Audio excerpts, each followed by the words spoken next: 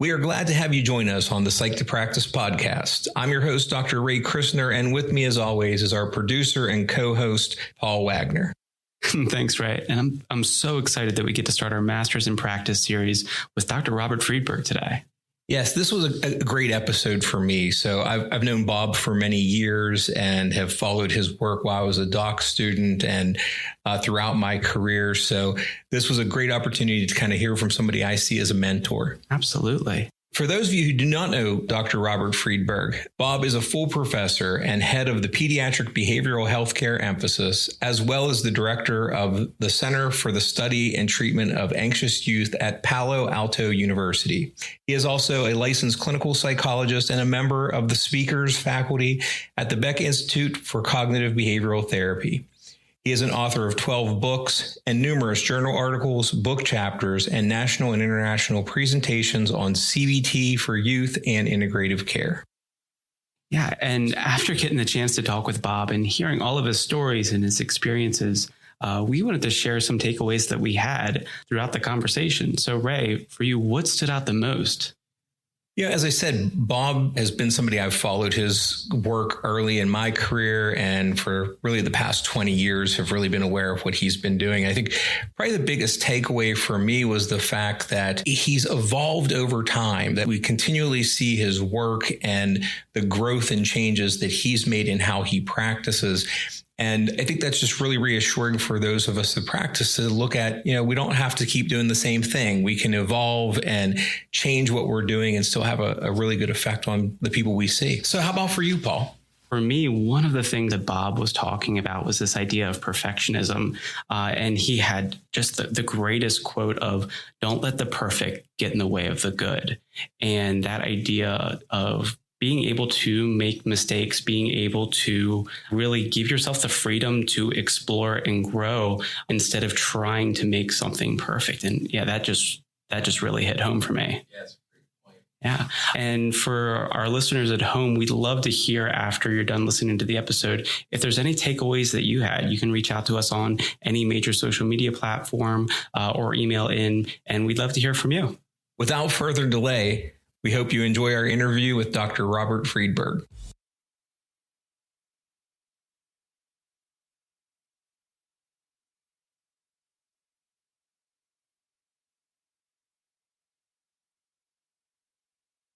Hey, Bob, welcome to the Psyched to Practice podcast. Thanks, Ray, and thanks for having me. We really appreciate you taking time out of your schedule to join us and talk a little bit about the practice of psychology and specifically about working with children and adolescents. Really excited about it.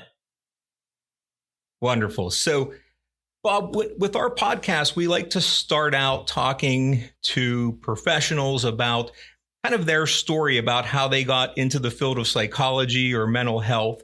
So we're kind of interested in hearing a little bit about your story. What led you to become a psychologist? Well, Ray, as you know, I'm very old, so this origin story may take a while. I just want to begin at the beginning, is that I grew up in the 50s and in a multi-generational duplex house. My grandparents lived in the bottom, and my parents and brother lived in the top of the duplex in New Jersey. And my grandfather was a unaccompanied immigrant in the 1900s from fleeing the pogrom in Russia, and didn't know a word of English, came over by himself, made a life for himself, met my grandmother, who now naturally, again, my grandfather had no education, taught himself English. And my grandmother, who was very forward thinking in terms of education, had to drop out of school when she was in sixth grade to take care of her younger brothers and sisters because her mother died. So they met. They made a life for themselves in New Jersey.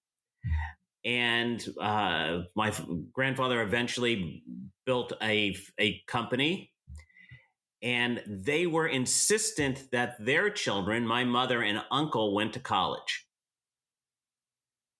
And so they then opened their house to our family to live in, so we would have a better life and live in a better area of town and go to school.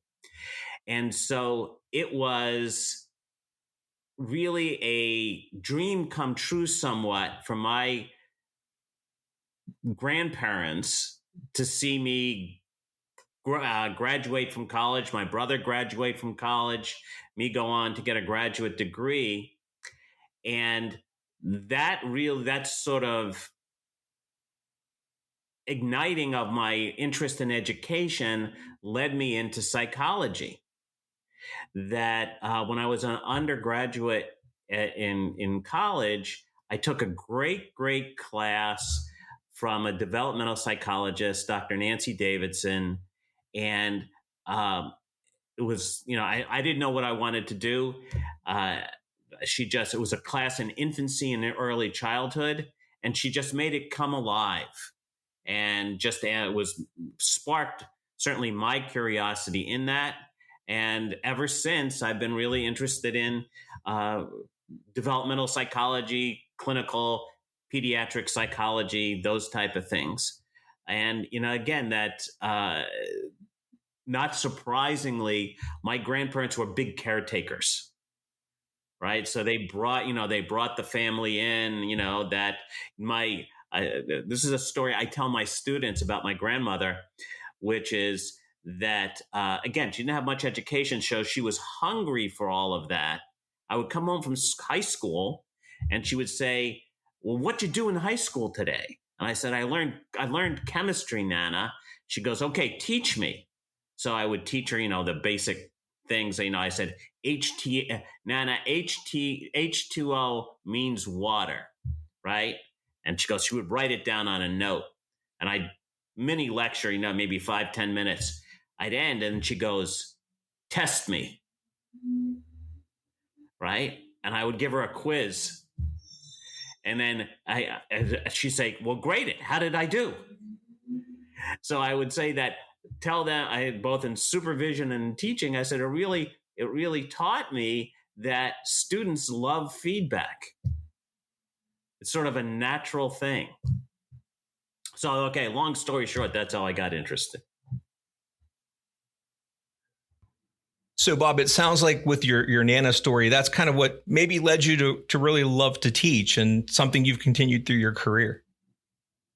Absolutely. That, that one of my favorite stories is that when my Nana was 70, she wanted me to teach her even how to ride a bike. Is that right? Wow. So if I'm kind of hearing right, so like your interest in psychology starts in this developmental class, and gets you really interested in children and development. What got you to kind of go the whole way and now become a clinical psychologist? What kept you on that path? Well, again, it kind of went back to my college professors, Dr. Davidson and Andy Koenig and those folks. And they told me that if I wanted to pursue this, I had to go to graduate school. So I went to graduate school and did, what we all have done to, facilitate my career. That I had I loved, for everybody, all the doctoral students out there and people who might be thinking about going to graduate school. I loved my doctoral program. I had so much fun. I loved my research group. That I had some fantastic professors, and it was really, really an exciting time for me. And again, it's interesting, just as a personal story, because again, I'm old, that my wife asked me, as I'm, she's kind of reading this sort of self-development book, right? As who would read such a thing? But so she was reading the self-development book, and she was saying, do you have any regrets about your career? And I said, no, I never thought I'd be here. That this has Right. all been this is well more than I thought I would be living in that duplex house way back when. Yeah. Yeah. And in a lot of ways, it sounds like having some of those experiences in your undergrad and some of those developmental courses kind of reshaped the way that you viewed your childhood. And not that, there was any sort of negatives there, but it really kind of amplified the environment that you grew up in and made it a place that you could recognize the yearning for education and developing yourself a little bit more. Exactly, Paul, is that it really helped me shape it, understand my childhood from a learning perspective, right? Where did I learn to do certain things, right? Again, that my mom, my grandparents, my nana and papa were big caretakers. And, my grandfather he loved kids. He just got a huge thing about kids. I said, well, where did I learn all that? It's from that, again, that multi-generational family. Bob, one of the things when we read your bio, we see this thing that you got a spotlight mentor by ABCT, and I was sharing with Paul yesterday a little bit about how I met you, and I don't even know if you remember the whole story, but I was a doc student, not in the program that you taught at.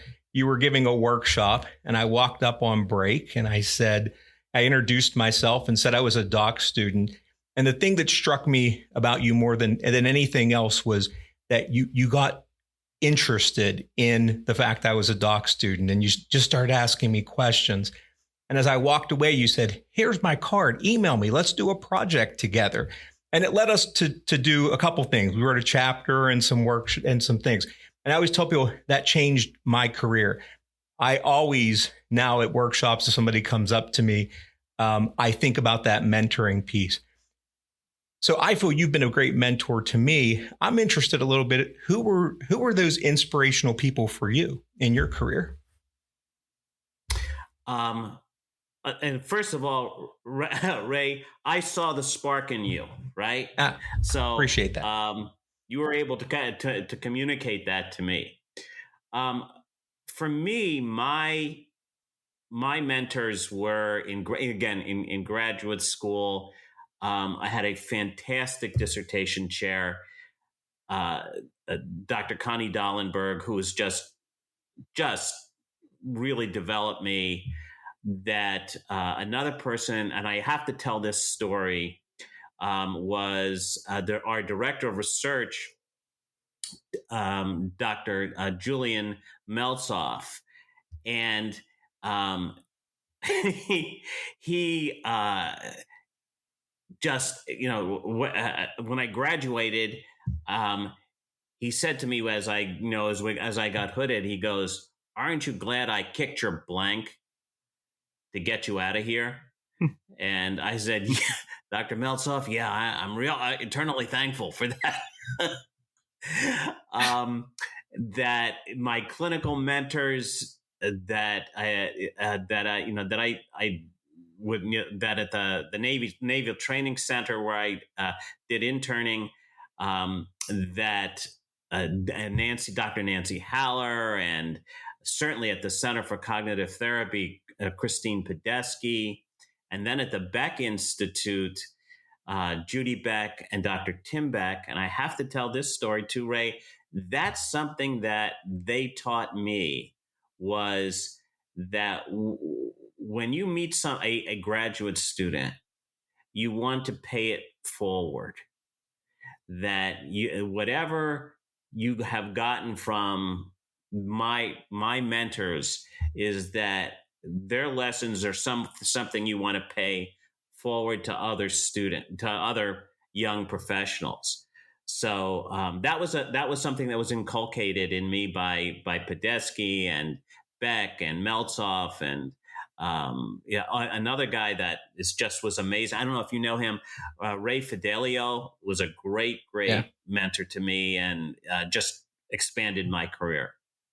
That's great. Yeah, I mean, I think it's such an important thing, and I love the fact you said pay it forward, because it's the words I use all the time, kind of about my experience with you and with others in my career, that paying it forward. And now you said you're old. I feel old sometimes too, like I'm getting there, and seeing people that I've had the chance to mentor and see the great things they're doing. It's just it's such an exciting part about, I think, being a mentor and seeing what all students we work with accomplish. And that's the rewarding part. And Bob, I wanted to ask it, and as we were kind of prepping for this, saw all of the accolades and like all of the the different projects that you've worked on, the writing, and I feel I'm younger in my career, and it's kind of blown away, like you balance all of that. Like I look at that and I just feel some anxiety, feel a little overwhelmed. Like, what is it like for you to balance it all, and how did that happen? And again, this is this is something that my mentors taught me, which is to really manage your time. And this is really important. This is, when we get to the takeaways, I may even emphasize this. And again, I'll tell another personal. When you get old, you tell stories, right?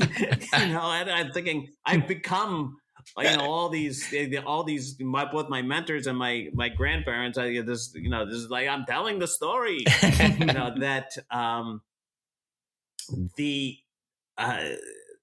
So the main point is, don't let the perfect get in the way of the good. And again, I'll just bring up my wife. And I said, one of my students, when my wife was in the meeting, that we were like at school, and one of the students say, is Dr. Friedberg a perfectionist? And my wife go, far from it. Right. And of course, she's a little on the perfectionistic side. Right. And she goes, fuck, this guy's not a perfectionist. And absolutely, that one of the things, Paul, for me, that has enabled me to be maybe more productive than maybe I ought to be, is that I am not a perfectionist. That when it's good enough, I'm done. So, Bob, you're known for your career with cognitive behavior therapy with children, and you've done a lot of your work in that area. What led you to cognitive behavior therapy? What led that to be your area of expertise? And again, Ray, you probably, now again, you say you're old, you're not as old as me, but that back in the day, there was just two forms of therapy, right? Back in the day when I was in graduate school, it's either behavior therapy or psychoanalytic. Not psychodynamic, psychoanalytic. Yeah. And so that I was initially a behavior therapist, or I was trained in behavior therapy in graduate school. And it seemed to miss something. And so I had, another mentor, Mark Sherman and Susan Jason, who were the behavior therapy people in my program. And they were just starting to learn this new exciting thing of cognitive therapy. And they said, Friedberg, you ought to try to get better. Yeah, get a postdoc in that. Yeah. So I said, okay, again, I'm very coachable. And so I said, okay. And I was fortunate to get a postdoc at the Center for Cognitive Therapy in Newport Beach with Podesky. And that it changed my life. Right. It is that. And again, here's another one for students, Paul, that, and again, I should also have said this, and I'm remiss in saying this, is that I have, over the course of my life, been really gifted with fantastic in-laws. And not many people can say that. And one of them was my father-in-law. And he was great. Again, another kind of, older, well, he's passed away now, but, and he, when I took my postdoc, it didn't pay very much. And my wife, we're struggling graduate students. And I said we're talking, and I said to my father-in-law, should I take it? And he says, of course you should take it. He says, of course you should take it. He says, you'll make more money afterwards. To make your career, it's nothing. He says, it's an investment. And so I said, see, your father says I should take it. Harry, I'm going to take it. And so I took it, and I haven't looked back, and it has opened up all the opportunities for me, even though it did not pay well. They never do. That never happens. Right. I shared a little bit with Paul when we were kind of prepping for this. When I was kind of coming into learning therapy and going through my doctoral program, a lot of things with cognitive therapy were very adult focused that people were just trying to use with kids. And I think one of the things in your work, when your Nuts and Bolts book came out years ago, when I read it, it was the first time I really heard somebody conceptualize CBT truly for children and adolescents. And I think it has a lot to do with your developmental psychology background. But I guess I'm interested in how do you conceptualize CBT with kids? Tell us a little bit about kind of your approach. That, very similarly that to how I see it as adults, is that the model holds for kids, as well as adults and even older adults. But what you have to do is you have to make it more accessible. And that's something, again, I learned in my postdoc. And again, an interesting just kind of story that, I was struggling with, when I was a beginning postdoc and at the Center for Cognitive Therapy, and about how to make it more accessible to kids. Can this model be with kids?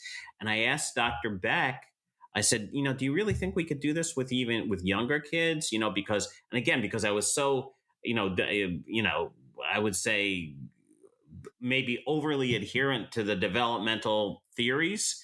And I said, because, many kids may not, can you do it with pre-operational versus, or even concrete operational theory, the Piagetian concepts. And, Beck says, of course you can. He says, because most adults don't even get to formal operations from a Piagetian sense. And the light bulb went on.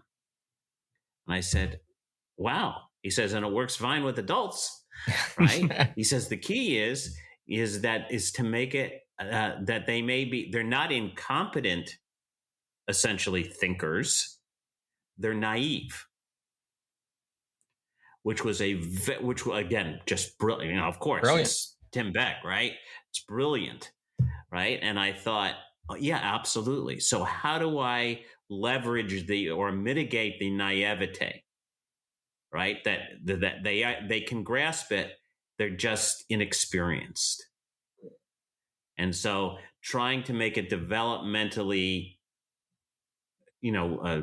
palatable for kids was the key thing, making it as simple as possible.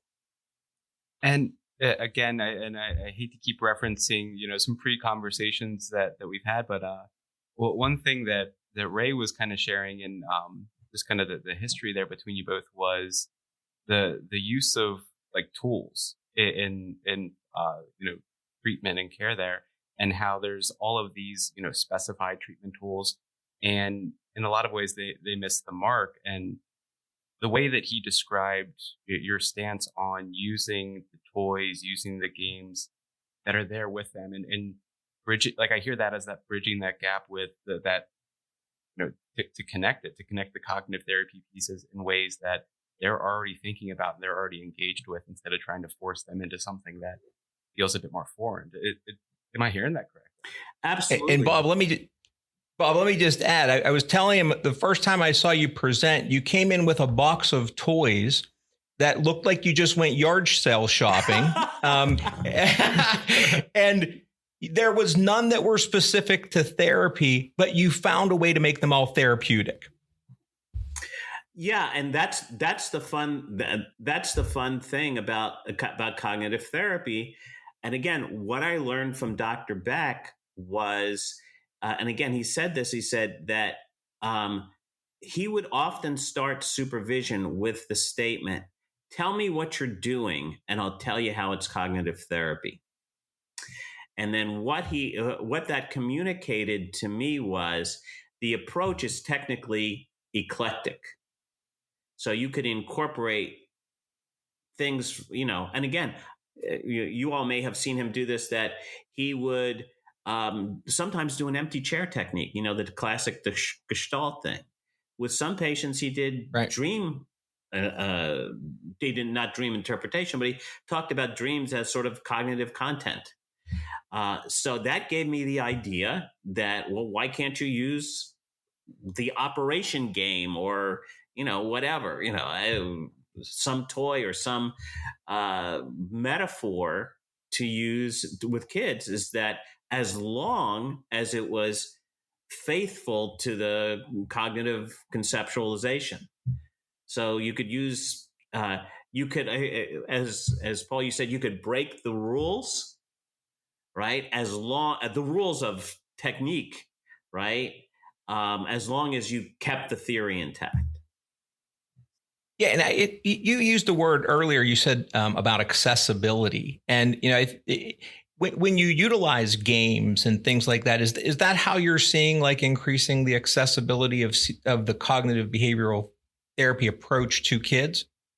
Absolutely. Now, again, that it's different than as you all know, than in traditional play therapy, where the play is the thing. That in the games or toys or stories or any of those type of things in CBT with kids is just the medium to which you're helping them identify automatic thoughts and modify them that in a game-like fashion. One of the most fun things I learned as I'm getting older is using playful exposures, right? So one of the most effective exposures we did that I came up with for social anxiety, we did in a school-based group, and we used karaoke, right? So where is that in a manual? There's no manual. It says, the karaoke model of cognitive therapy, right? And again, I have to tell you that this other story about to encourage you. One of the things that Podesky and Beck did for me, and what I hope to do is as a supervisor, is to help people find their own voice in cognitive therapy, right? Not just to echo what the lions or legends do, but to find your own voice. And I'll just have to, I have to, indulge me just for a second here as I tell another story so I was fortunate that in 2018 that they invited, that the Becks invited me to do a talk on my work with CBT with children at the Beck Summit, right? So there's hundreds of legendary cognitive behavior therapists in the audience, and Dr. Beck, when he was still alive, right, was there, and he was standing 6 feet, sitting 6 feet away from the podium where I'm talking. And my biggest fear as I was going to do this presentation was, I'm going to do all these silly things that I do with cognitive therapy, and Dr. Beck's going to stand up at the end of the conference and says, "What have you done to my therapy?" Right? So I did this. My presentations where I did all the crazy things that I do with the things, and it's over. Dr. Beck raises his hand, and I go, "Oh no! Here! What have you done to my therapy?" And I shared that story, but I said, Dr. Beck, before you ask the question, I have to tell you my fear, right? And so I said, tell him that. And he goes, he's very serious. And he goes, no, I would never say that. In fact, Bob, you're doing exactly what you should be doing in cognitive therapy. Says this is the way in which you make the approach relevant to both who you are and who it is that you're treating. And then there was like a hush, right? It was like, for me, it was like a sugar rush, right? The dopamine in my brain is going crazy, right? I'm thinking, wow, right? So I got, it was just like, that was sort of the validation of all those years. So yeah, I mean that you really that again, you don't just play just to play with the kids, but if you embed it in the theory, you can break the essentially procedural, the technique rules. We were talking about using games in therapy, and I know there's a lot of therapy games that are specific to that, that are supposed to be for therapy. And I think you and I had a conversation many years ago about a lot of times those don't seem to relate as much to kids as taking Simon and making Simon a game for therapy. Is that still a view you have? What's your opinion on using therapy games versus games in therapy? Ray, I love that question. Such a smart question. That I think it depends on the kid that you're working with and you as a clinician. That if you don't feel comfortable making your own game or using using Simon or something else, then use a prepared game or or whatever, right? Look, you and I both know there and have written all these things that that are exercise and worksheets and all those type of things. There's probably thousands of them out in the world. That do you have to use those? No, but if they're helpful to you, if you that if you want that structure, that's a great thing to do. If you are really fluent with the theoretical model and you're comfortable creating something of your own, some game of your own, try it. Collect some data on it, see if it works. Ask the kid what they think about it, right? That's what we did with the karaoke, right? Right. We said, well, what are some fun things? We kind of brainstormed some ways to do unusual social anxiety exposures, and we tried it. But again, not everybody likes to do that. So, right. So if you want to stay with the manual or with prepared things, that's fine. Yeah. Okay. Good. And really, as you were saying that, like that idea of like confidence and comfortability within the theory and the framework that you're working with, and again, I don't want to lean too much on being greener in the field, but there's all of this information and all of these different supports and resources that in a lot of ways it feels easy to overlook that creativity and really kind of being confident in yourself as a clinician to take those steps, to kind of branch out and say, is this going to work? And kind of be a bit more of that experimental, whether that's in the session or, in doing research, but trying to make something your own. And that just really connected with me of like how powerful that is to own something or create something in that way. It is. And again, it makes you, there's nothing for me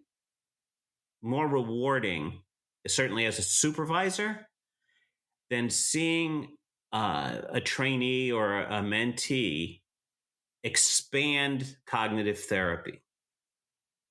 Right? Now, again, that one of my favorite actors, Al Pacino, has this quote, which is, in order to improvise, you need to know a lot. And I think that's the key thing. That's the mediating variable. If you really are you've dived in, you've metabolized the theory, improvise, right? Again, when I have a second year practicum student, I'm not crazy about them improvising, right? Because they just haven't they haven't metabolized the theory yet, right? And the approach. So yeah, stick close to the manuals and the guardrails, right? As you progress, and you get more and more experience, then you find you know more, so you can improvise. So get the foundation and then learn how to make the theory your own. Exactly. Yeah, it's a great point. Bob, I want to kind of shift gears here and talk a little bit about your kind of most recent research. And I know for a long time now you've been talking about how to disseminate evidence-based treatments more effectively. And we've read about you using narrative and storytelling to disseminate CBT. We're interested in hearing a little bit about your current work. Ray, thanks for that question. It's something I'm so excited about. One of the things we all know is we have all these evidence-based practices, and Paul and you have raised the question too about, well, sometimes they seem restrictive, right? And so, people are reluctant to adopt them.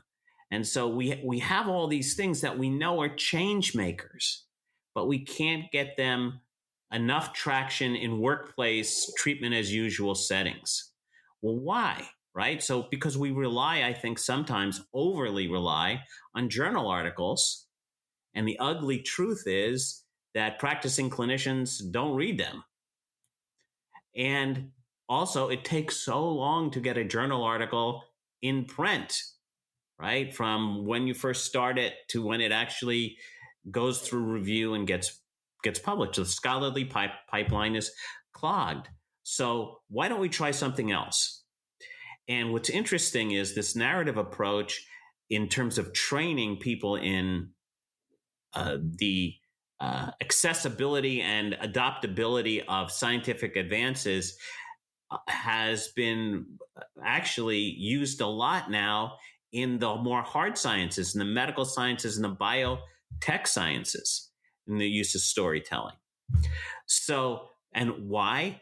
Because stories really resonate with people. They can relate to them.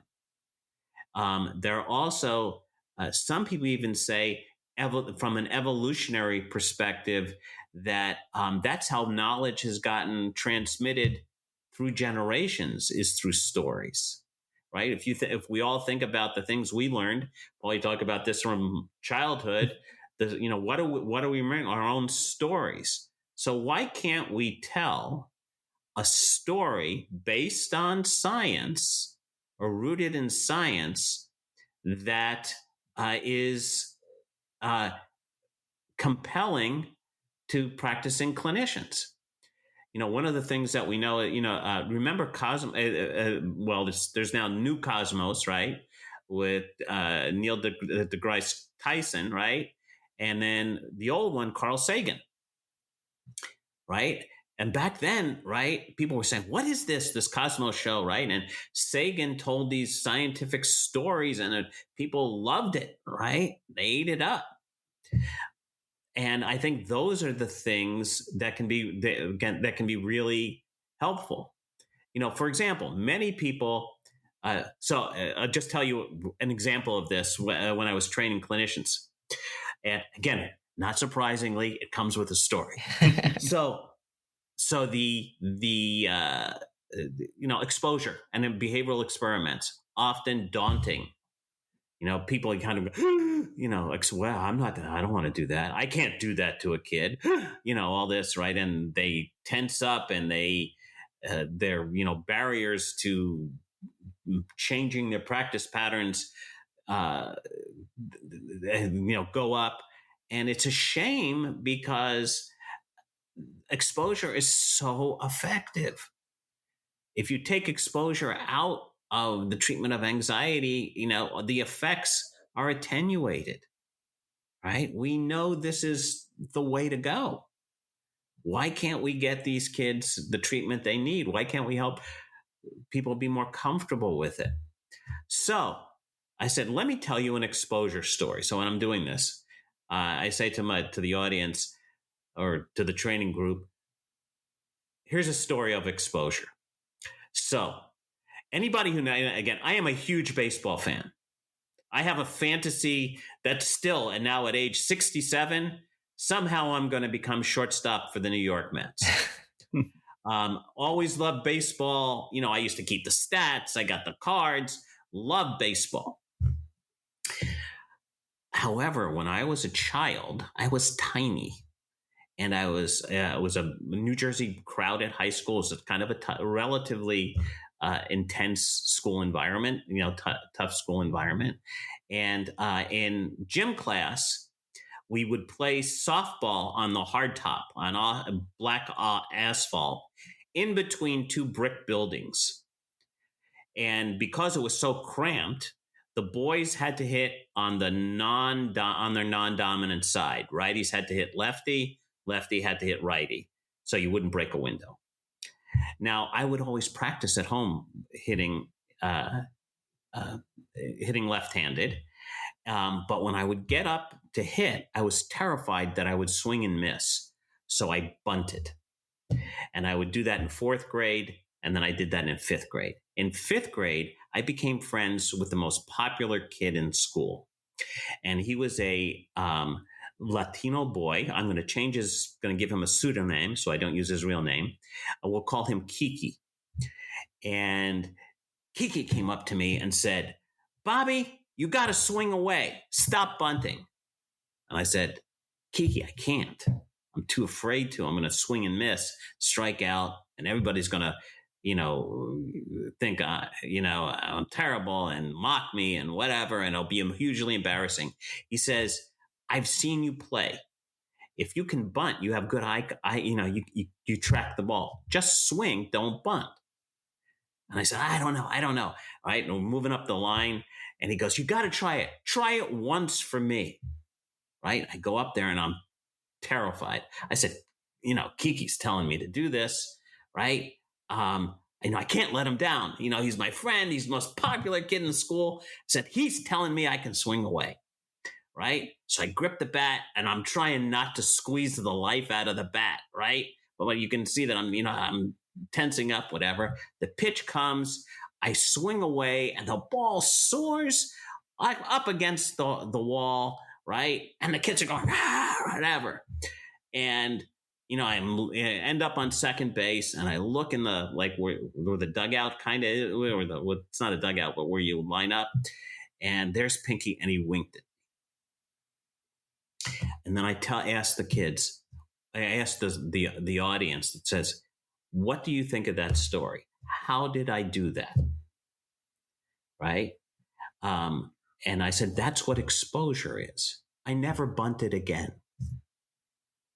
Right? Did I hit a double all the time? No.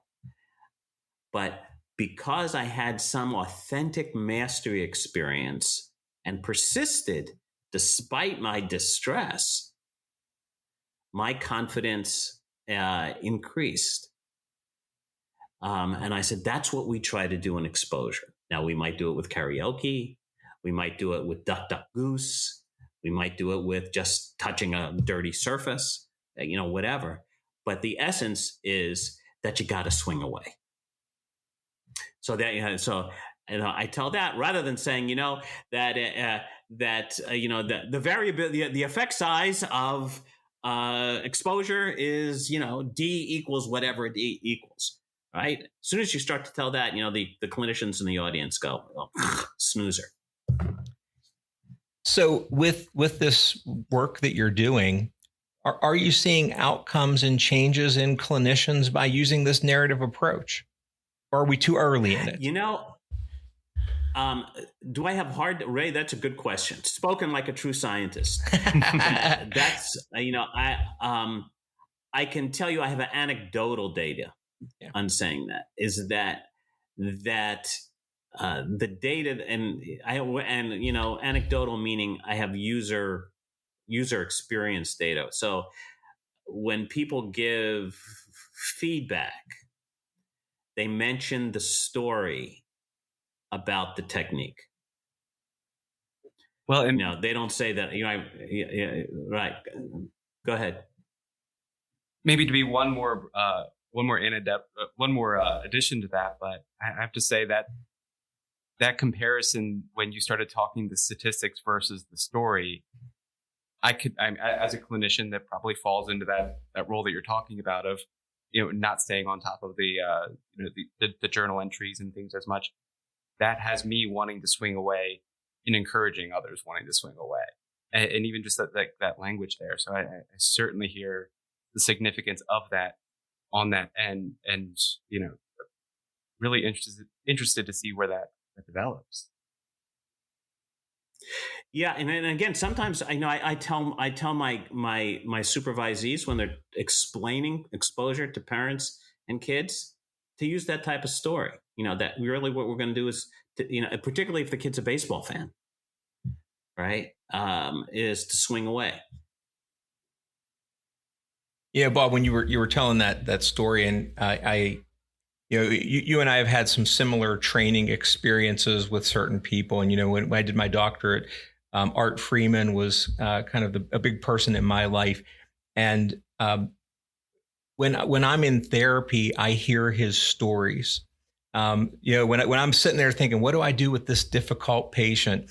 It's not his research. It's not those things. I hear Art in my head telling me about a magic trick that he would show us over and over again, but it stuck. And it became user friendly for me. And I really appreciate this work you're doing, because I think we have to think different, right? I think if we keep doing the same thing, we're never going to broaden this dissemination of what is good treatment. And our jobs can be fun. And I think when you're telling that story, I'm thinking, yeah, it's fun. That sounds interesting when you do that. So this is exciting. I'm glad to hear.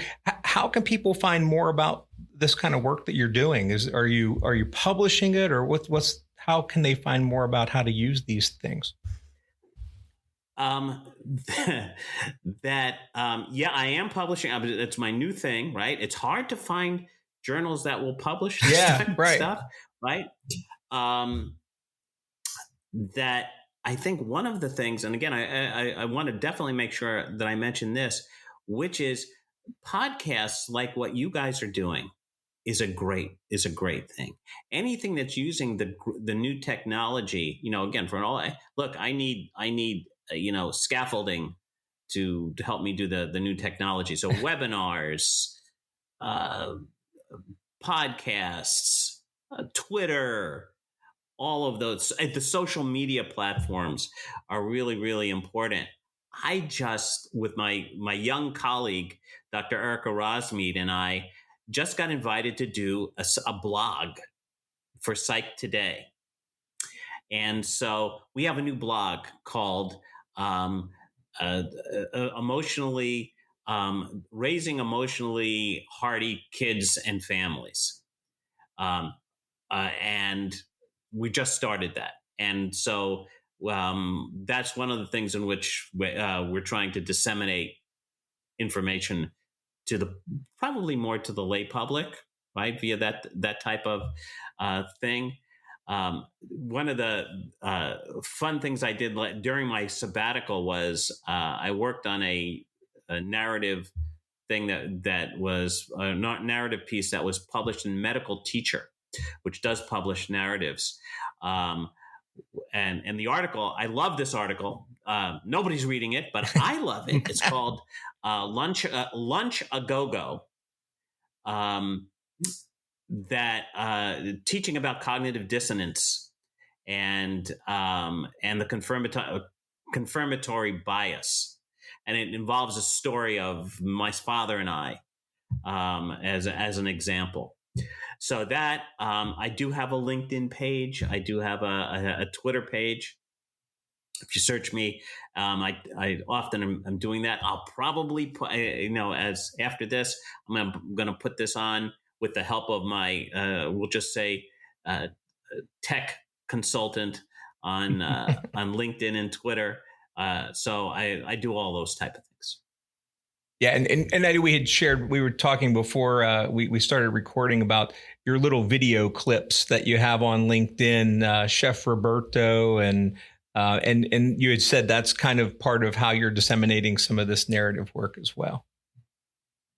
Yeah, so at some point, I'm going to figure out how to make a YouTube channel and try to put these little 1 or 2 minute informational things. TikTok seems a bit complicated for me, but I'm going to try it. I'm going to use some of my tech savvy students to try to do some of that. And I should mention, again, I did mention Dr. Rosmead. We just finished a book for Springer, which is called Creative CBT, and it's coming out in late summer. And it is edited, and there are traditional, the people in the book who are authors, traditional CBT, DBT clinicians who talk about using superheroes in therapy, television shows like Steven Universe and Star Wars, movies like Star Wars, those type of things, and to expand the model, to improvise with the model. So we're looking forward to seeing that. Yeah. Rosmead and I are looking forward to that coming out. Yeah, that is exciting. You had mentioned your blog, and I guess I have a question about that. I saw that you did a recent post about kind of screenings of anxiety in pediatric care settings. And I'm just interested in hearing a little bit more on your kind of thoughts about that.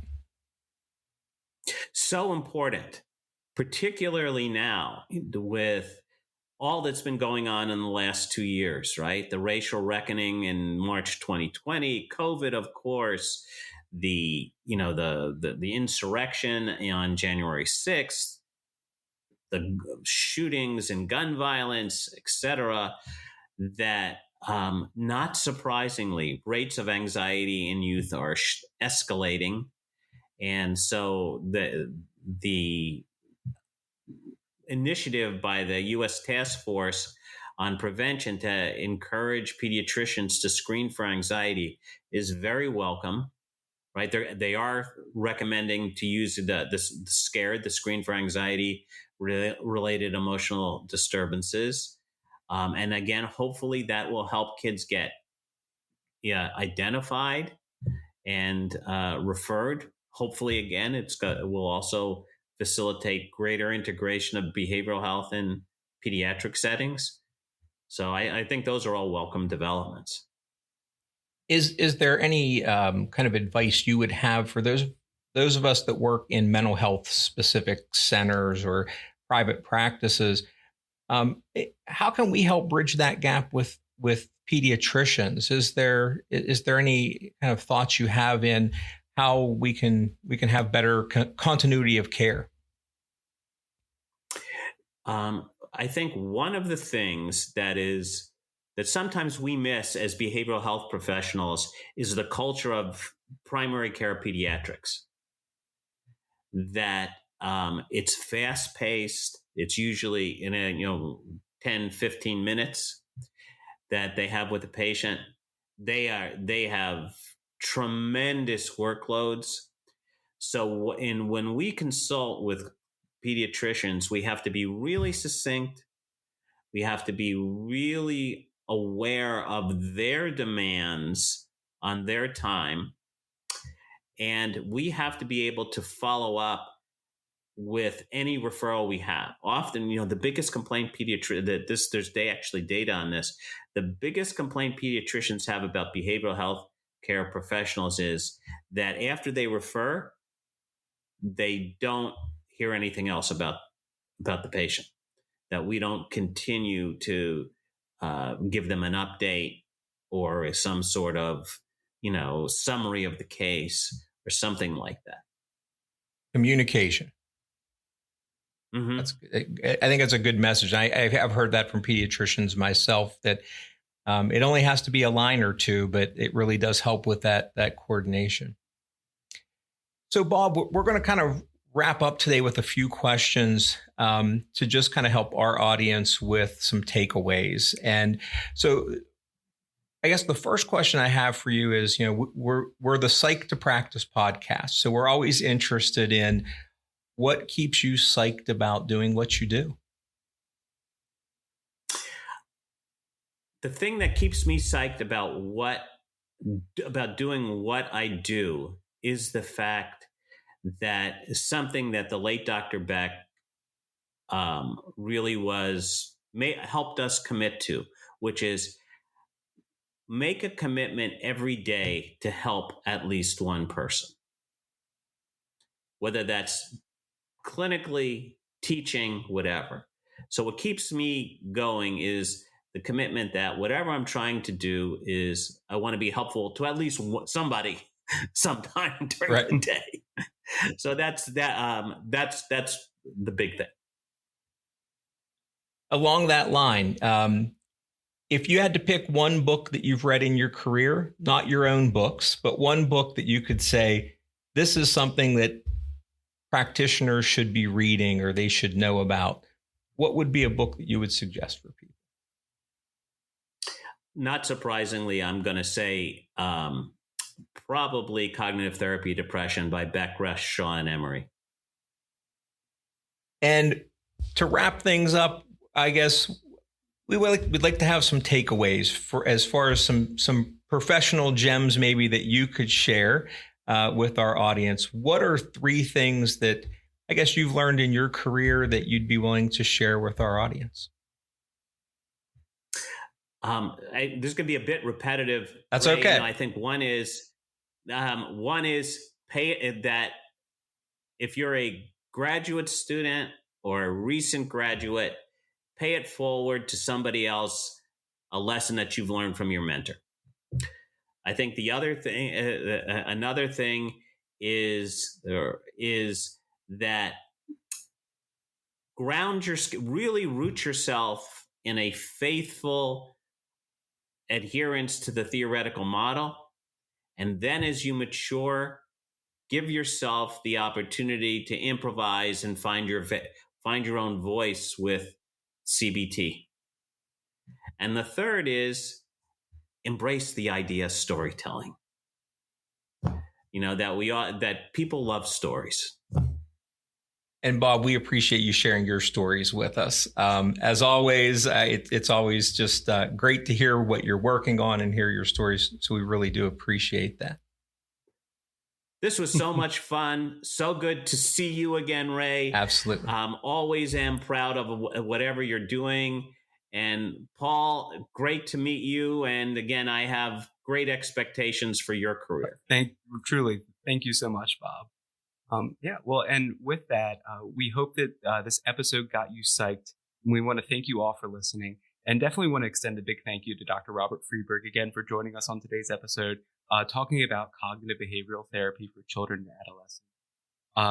Bob, I know you mentioned it a few different times, but maybe one last time here, if our listeners are interested in learning more or wanting to follow up, what are some of those different platforms again that they can find you on and stay up to date with what you're doing? The Psych Today blog, the Twitter, and LinkedIn, and of course, if you are a student, ResearchGate. Thank you so much. Yeah, and if you're interested in hearing more and staying up to date with what's going on in Psyched to Practice, you can visit our website at www.psychedtopractice.com, or you can follow us on all major social media by searching Psyched to Practice. If you enjoyed this episode, it would mean so much for us if you would review the podcast on Apple Music or Spotify, and sharing our podcast with anyone that you know that's interested in psychology or mental health. Stay well, be psyched.